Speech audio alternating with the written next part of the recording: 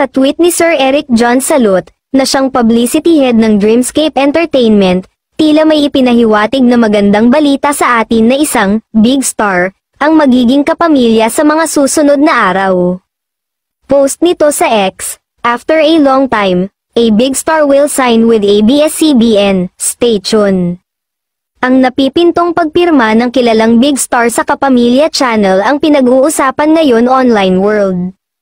Karamihan sa fans na ito ay supporters ng mga programa sa GMA7, kaya nalulungkot sila kung matutuloy ang paglipat ng aktres. Hinihintay na lang daw ang deal ng manager ng aktres at posibleng i-announce na ang formal na pagpirma nito ng kontrata sa ABS-CBN network. Ayon sa source ay walang exclusive contract sa dalawang networks ang star kaya pwede siyang pumirma kung saan may magandang offer.